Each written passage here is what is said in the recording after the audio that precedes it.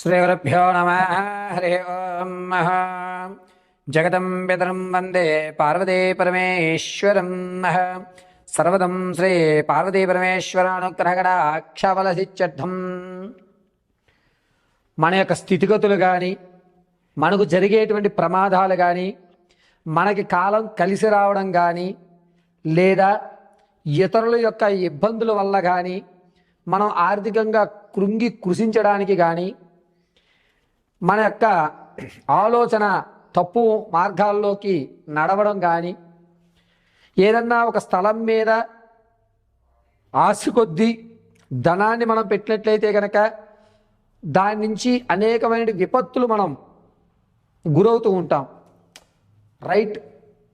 కరెక్ట్గా రైట్ చాయిస్లో మనం పెట్టలేకపోయాం, ఇక్కడ పెట్టకూడదు, ఇది కొన్న దగ్గర నుంచే మనకి అనేకమైన ఇబ్బందులు కలుగుతున్నాయి, నేను ఈ స్థలానికి వచ్చిన తర్వాతే అనారోగ్య సమస్యలు పెరుగుతున్నాయి, ఆర్థికంగా రూపాయి నిలవట్లేదు ఈ ఇంట్లో అనేటువంటి అనేకమైనటువంటి ప్రశ్నలు మనం వింటూనే ఉంటాం. ఎందుకు గురువుగారు ఇవి జరుగుతాయి, మేము ఎన్ని పూజలు చేస్తున్నా అవ్వడం లేదు అని అంటే, జాతక చక్రాల్ని పరిశీలన చేయడం అనేటువంటిది రకరకాల విధానాల్లో ఉంటాయి.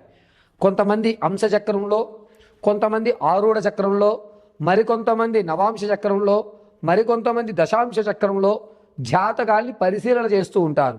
అయితే అన్ని పరిశీలనలు కూడా 100% మనకి రిజల్ట్ ఇస్తాయా అంటే కొన్ని మాత్రమే రిజల్ట్ ఇస్తాయి. అందులోనూ కర్మ సిద్ధాంతం అనుసరించి, జాతక రీత్యా అనుసరించి, గోచారంలో జరిగేటువంటి తప్పిదాల ఆధారంగా మనం జాతకాన్ని పరిశీలన చేసుకోవాలి. మొట్టమొదటిగా శనీశ్వరుడు, చంద్రుడు, శుక్రుడు ఈ ముగ్గురు కూడా ఎవరితో కలుస్తున్నారు అనేది మనం ప్రధానంగా నిర్ణయం తీసుకోవాలి. అయితే ఈ 28వ తారీఖు నుంచి జనవరి 15వ తారీఖు వరకు కూడా శనీశ్వరుడు రాహుతో కలగడం, శుక్రుడు రవి కుజులతో ఉండడం వల్ల జరిగేటువంటి విపత్తులు, దీని కారణంగా ఈ ద్వాదశ రాశుల వారికి కూడా, అంటే మేషం మొదలు పెట్టుకుని మీనం వరకు కూడా జనవరి 15వ తారీఖు వరకు ఏ విధమైన మార్పులు జరగబోతున్నాయి అనేది మనం ఒకసారి పరిశీలన చేసుకోవాలి. ఈ 28వ తారీఖు నుంచి ప్రారంభమయ్యి జనవరి 17 వరకు కూడా అనేక రకాలైనటువంటి మార్పులు జరగడం వల్ల కొన్ని విపత్తులు ఈ ద్వాదశ రాశుల వారు ఎదుర్కోవడం జరుగుతుంది. వాటి నుంచి తప్పించుకునేటువంటి మార్గాలు ఏమిటి, ఏ దేవతారాధన చేయాలి, ఏ విధంగా మన ఆలోచన మార్చుకోవాలి అనే విషయాన్ని ఇప్పుడు మనం వివరణగా ఏ రాశి వారికి ఆ రాశిగా మనం పరిశీలన చేసుకుందాం. మీనరాశి వారికి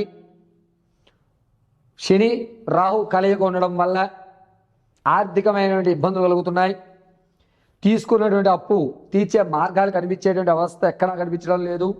పైగా కొత్త అప్పు పుట్టేటువంటి అవకాశం కూడా చాలా తక్కువగా ఉంది. జనవరి 2వ తారీఖు నుంచి అప్పు పుడుతుంది. అప్పటి వరకు కూడా కాస్త ఇబ్బందిదాయకంగానే ఉందని చెప్పాలి.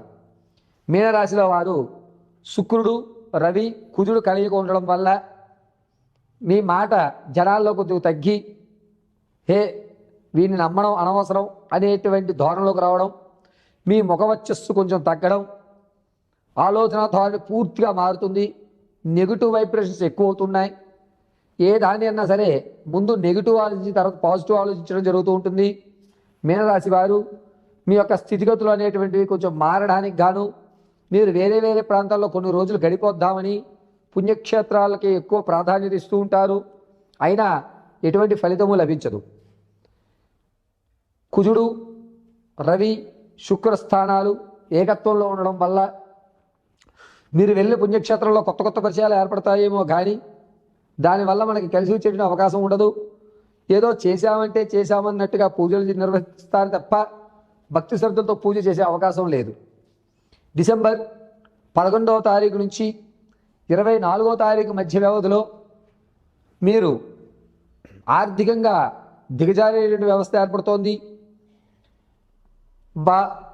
ఇంత కష్టంగా ఉంటుందా జీవితం అంటే, ధనం లేకపోతే అందరూ మనం ఇలా చూస్తారా, నాకు జీవితం గుణపాఠం నేర్పుతోంది, ఇది ప్రశ్న, ఇది కష్టకాలమా, అసలు నా జీవితం ఏమిటి అని అనేకమైన ప్రశ్నలు మీకు ఉద్భవిస్తూ ఉంటాయి.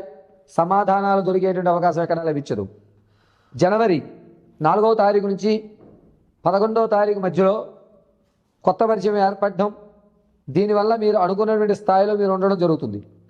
మీనరాశి వారు శనిలో రాహు కలయిక ఉండడం వల్ల మీ యొక్క ఆలోచన ద్వారా ఏదన్నా కానీ విభిన్నమైనటువంటి కోణాల్లో సమస్యను చూస్తూ ఉంటారే కానీ పరిష్కారాలు లభించేటువంటి అవకాశం లభించట్లేదు.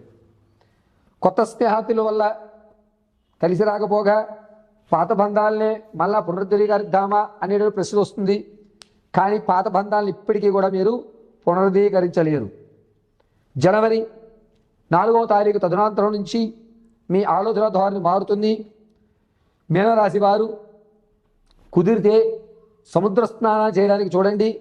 అది కూడా అష్టమి తిథి నందు కానీ లేదా త్రయోదశి తిథి నందు కానీ మీనరాశి వారు డిసెంబర్ 7వ తారీఖు నుంచి జనవరి 11వ తారీఖు మధ్యలో సముద్ర స్నానం చేయండి. ఈ తిథిలో మీ యొక్క జీవితంలో కొన్ని మార్పులు అనేవి ఖచ్చితంగా సంభవిస్తూ ఉంటాయి. ప్రతినిత్యము కూడా కాలభైరవాస్తుగా పఠనం చేయడం ఈ మీనరాశి వారికి చెప్పదగ్గ సూచన. మీనరాశిలో వారు మీ యొక్క స్థానచలనం చేద్దాం అనుకుంటారు.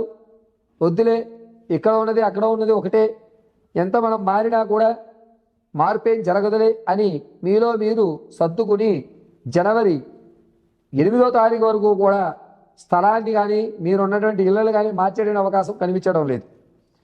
ఇక మీనరాశిలో వారు మీ మాట విలువ తగ్గడం వల్ల జనాల్లో మీకంటూ ఒక గుర్తింపు అనేటువంటి తగ్గిపోవడం వల్ల మిమ్మల్ని పక్కగా పెడుతూ ఉంటారు. అది చూసి ఇబ్బందిదాయకంగా ఉంటుంది. ఈ ఫంక్షన్లో ఈ కార్యక్రమంలో మనం ఉండడం కంటే రాకుండా ఉండడమే మంచిదని చెప్పి మీరు అక్కడి నుంచి వెళ్ళిపోవడం అనేది ఖచ్చితంగా జరుగుతూ ఉంటుంది మీనరాశి వారికి. మీనరాశి వారు ప్రతి నిత్యము కూడా లక్ష్మీ నరసింహస్వామి వారి జపం చేయడం లేదా లక్ష్మీ నరసింహస్వామి వారి దేవాలయంలో నేతి దీపం వెలిగించడం అత్యంత అద్భుతంగా కలిసి వస్తుంది. అంతేకాకుండా మీనరాశి వారు శని రాహు కలయిక ఉండడం వల్ల మీ మాటలో కలుగుదనం పెరుగుతుంది. మీరు మాట్లాడేటువంటిది కాస్త ఎదుటి వారికి ఇబ్బందిదాయకంగా ఉంటుంది. నీతో మాట్లాడిన అనవసరం అని చెప్పి మిమ్మల్ని ఎదుటివారు దూరం చేసేటువంటి అవకాశం లభిస్తూ ఉంది. కాబట్టి మీనరాశి వారు ఈ నెలంతా కూడా కొంచెం జాగ్రత్తగా ఉండవాలని చెప్పదగ్గ సూచన.